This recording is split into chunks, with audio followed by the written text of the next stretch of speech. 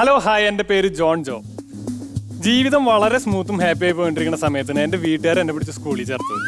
എന്നീ അക്ഷരങ്ങളും അക്കങ്ങളും ജീവിച്ചു വന്ന മനുഷ്യൻ്റെ സമാധാനം, സ്വസ്ഥത എന്ന് പറയുന്ന സംഭവം പോയി.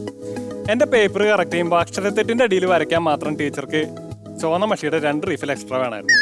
എനിക്ക് മലയാളത്തിൽ 51 അക്ഷരത്തിൻ്റെ ആവശ്യം ഉണ്ടായിരുന്നില്ല. ഇംഗ്ലീഷിൽ പലപ്പോഴും 26 തികയാണ്ടും വന്നിരുന്നു.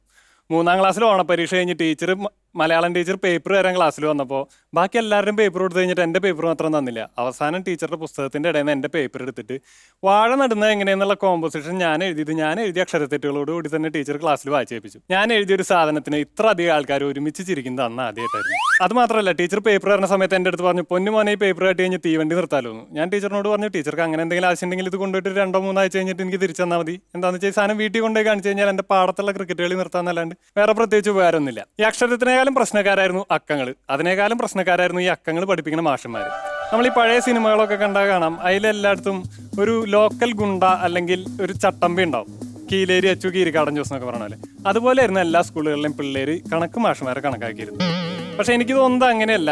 ഇവർ PSC എഴുതിയിട്ട് പോലീസിൽ കിട്ടാത്തവരാണ് പിന്നീട് കണക്ക് മാഷന്മാരാണെന്നാണ് എനിക്ക് തോന്നുന്നത്. കാരണം അവരുടെ ലാത്തി ചാർജിൻ്റെ ഒരു സ്റ്റൈൽ നോക്കിയാൽ നമുക്ക് മനസ്സിലാക്കാവുന്ന കാര്യമാണ്. ചെറിയ ക്ലാസ്സുകളിൽ ഞാൻ 1 മുതൽ 10 വരെ എണ്ണാൻ പഠിച്ചു. അവിടെ നിന്ന് 100 വരെ എണ്ണാൻ പഠിച്ചു. ഇത് കഴിഞ്ഞപ്പോൾ ഞാൻ വിചാരിച്ചു ഞാൻ കണക്ക് മുഴുവൻ പഠിച്ചു എന്ന്. അങ്ങനെ ഇരിക്കലാണ് ആ ക്ഷണിക്കപ്പെടാത്ത അതിഥി എൻ്റെ ജീവിതത്തിലേക്ക് കടന്നു വന്നത്. സുമേഷിൻ്റെ കയ്യിൽ 10 ആപ്പിളും 10 ഓറഞ്ച് ഉണ്ടായിരുന്നു. ഇതിൽ നിന്ന് 2 ആപ്പിളും 2 ഓറഞ്ച് എടുത്താൽ ബാക്കി എത്ര?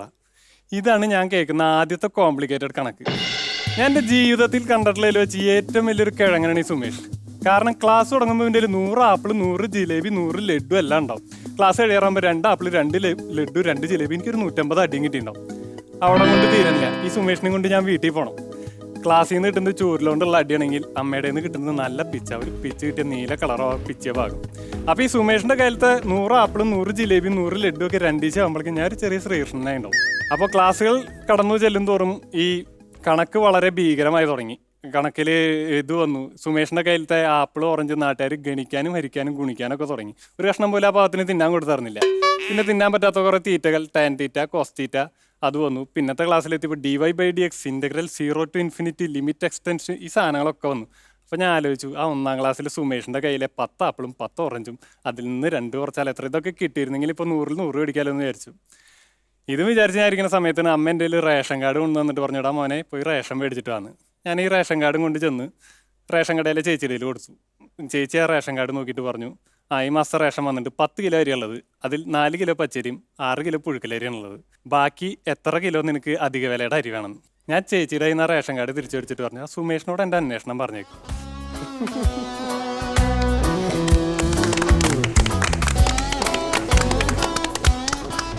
സാധാരണ ജോണിൻ്റെ പെർഫോമൻസിൽ ഭയങ്കരമായ ഒരു ഒഴുക്കാണ്. സ്റ്റാൻഡപ്പ് കോമഡിയുടെ ഒരു ബേസും ആ ഒഴുക്ക് തന്നെയാണ്. ആ ഒഴുക്കിന്ന് ഉണ്ടായിരുന്നില്ലേ? ചെറുത്തും മിസ്സായിരുന്നു. 1-2 സ്ഥലത്ത് മിസ്സായി. പിന്നെ മോസ്റ്റ്ലി നമുക്ക് റിലേറ്റ് ചെയ്യാൻ പറ്റുന്ന സാധനങ്ങളാണ് നമ്മൾ ഈ സ്റ്റാൻഡപ്പിൽ വർക്കാകുന്നത്. പക്ഷേ എനിക്ക് റിലേറ്റ് ആയില്ല, മനസ്സിലായി. പക്ഷേ ഇത് റിലേറ്റ് ആകുന്ന ഒരുപാട് മനുഷ്യർ ഇത് ചിരിക്കും ടെലികാസ്റ്റ് ആകുന്ന സമയത്ത്. പക്ഷേ എനിക്കത് കണക്റ്റ് ആയില്ല ഈ പറഞ്ഞ സാധനം. സംഭവം ഞാൻ ഈ സ്കൂളിൽ പഠിക്കുമ്പോഴേ കണക്കിലൊക്കെ ഭയങ്കര കണക്കിന്റെ പ്രശ്നമാണ്.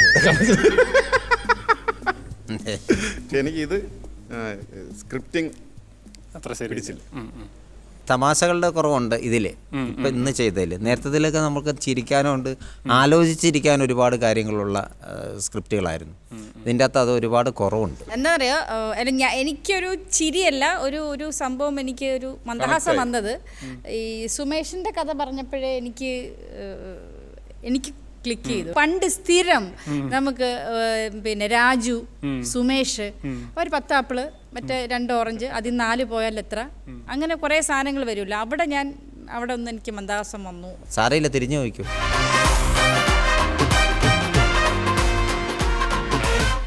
അതിലൊതുങ്ങിപ്പോയി. അതിലൊതുങ്ങേണ്ട ആളല്ല, അതാണ് ഞങ്ങളുടെ ടെൻഷൻ. അതാണ് അതെ, നമുക്കങ്ങ് ഇതായി, അവന് ഒരുപാട് കിട്ടേണ്ടതായിരുന്നല്ലോ, അങ്ങനെ നമുക്ക് ഫീൽ ചെയ്യുന്നത്.